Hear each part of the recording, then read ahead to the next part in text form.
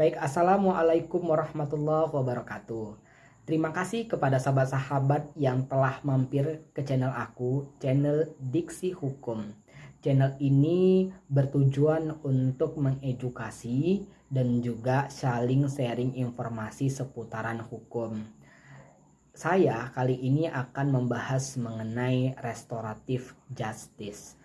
Ya, tapi sebelumnya mohon support dukungan sahabat-sahabat semuanya untuk support saya dengan mensubscribe dan like serta menghidupkan lonceng notifikasi, dan mohon bila ada saran dan tanggapan sahabat-sahabat bisa disampaikan ke kolom komentar. Baik, terkait masalah restoratif justice, pastinya anak-anak hukum paham mengenai bagaimana restoratif justice. Tapi kali ini akan sedikit saya ulas mengenai restoratif justice itu seperti apa. Yang pertama, restoratif justice adalah serangkaian tindakan atau kebijakan yang dilakukan oleh kepolisian, kejaksaan, dan juga kemajelisan kehakiman yang dilakukan di pengadilan umum. Nah, syarat-syarat untuk bisa dilaksanakannya kebijakan restoratif justice ini, yang pertama memiliki syarat dan ketentuan. Yang pertama berdasarkan ketentuan kejaksaan, ya, peraturan kejaksaan nomor 15 tahun 2020 pada pasal 5 ayat 1, ya, yang poin A. Yang pertama, tersangka baru pertama kali melakukan tindakan pidana. Yang kedua, tindak pidana yang hanya diancam di bawah 5 tahun penjara. Dan yang ketiga adalah kerugian yang dihasilkan oleh pelaku tidak kurang dan tidak lebih dari 2.500.000. Itu berdasarkan ketentuan dari kejaksaan, ya, peraturan kejaksaan mengenai restoratif justice. Yang kemudian dari peraturan kepolisian Republik Indonesia pada nomor 8, ya, tahun 2021. Nah, pada pasal 6 ayat 1. Nah, ini akan saya baca. Persyaratan formil sebagaimana yang dimaksud dalam huruf 4 huruf B meliputi perdamaian dan kedua belah pihak kecuali untuk tindak pidana narkoba, dan pemenuhan hak-hak korban dan tanggung jawab pelaku kecuali untuk tindak pidana narkoba. Ini akan saya bahas. Pertama, terkait mana pasal 6 ini ayat 1 adalah apa-apa saja sih yang sebenarnya bisa di restoratif justice kan, tindak pidana apa? Yang pertama, bisa tindak pidana narkoba. Nah, tindak pidana narkoba memang bisa kalau dia sebagai pemakai, ya, sebagai pemakai.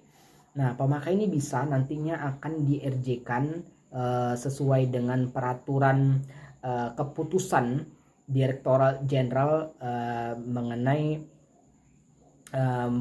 pedoman penerapan restoratif justice nomor 1691 garing DJO garing DJU garing SK garing PS 00 garing 12 garing 2020. Nah, dari peraturan ini yang pertama diterangkan bahwasannya restoratif justice itu tindakan pidananya seperti tindakan pidana pencurian ringan, penadahan ringan, penggelapan ringan, ya.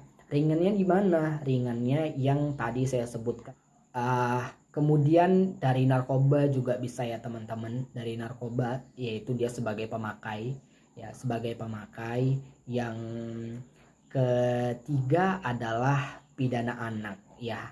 Untuk anak ini bisa kita restoratif justice kan, dan dan juga perempuan berhadapan dengan hukum.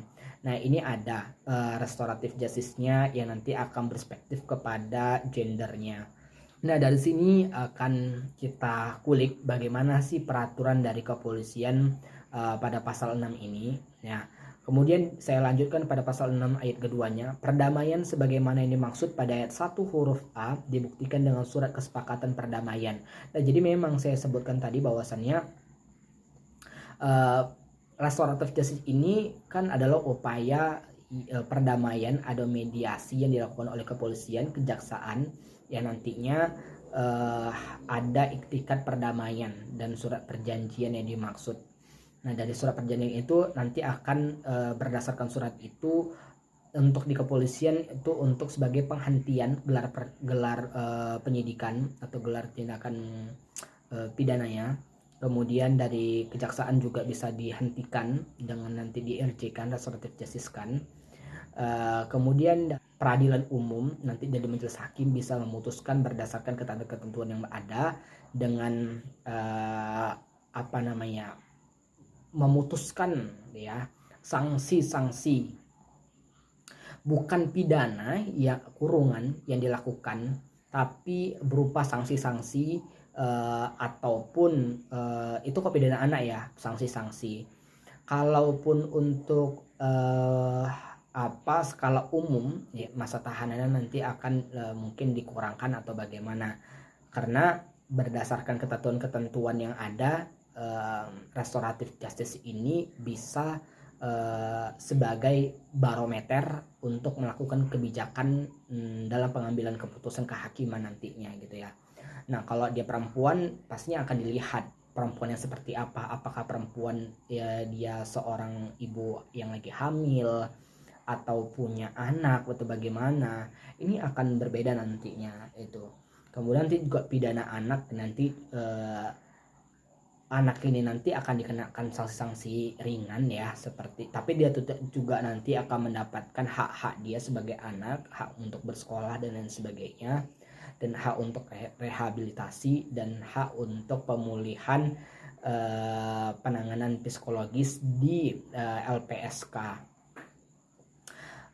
Itu seputaran restoratif justice ya sahabat-sahabat ya. Nah, jadi restoratif justice ini bisa dilakukan dalam bentuk pengembalian barang nanti ya, kesepakatannya pengambilan barang, penggantian kerugian, dan penggantian biaya yang ditimbulkan dari akibat tindak pidananya.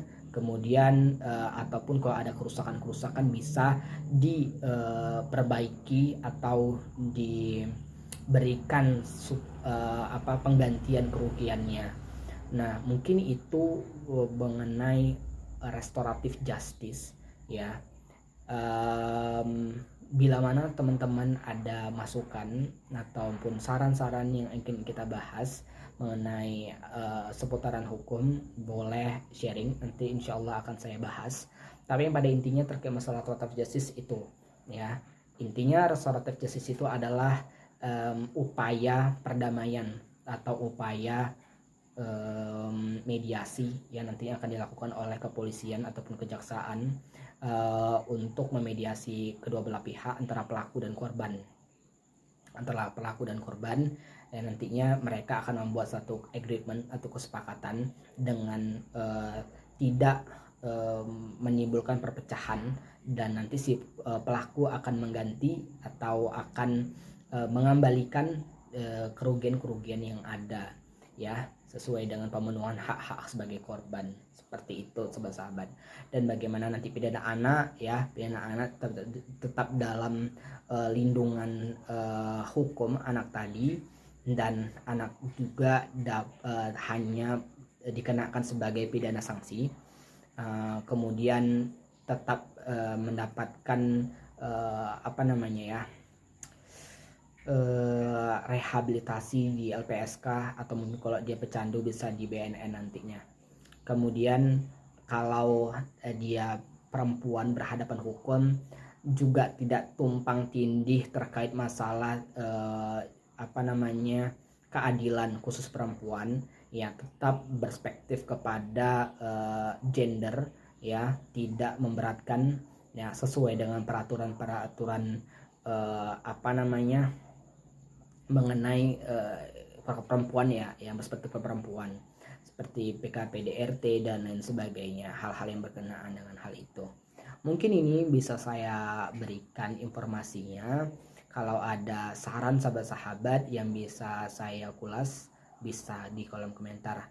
Dan saya harap dukungannya untuk terus support saya agar saya terus berkembang dan bersemangat untuk membuat konten seputaran hukum lainnya. Baik, assalamualaikum warahmatullahi wabarakatuh.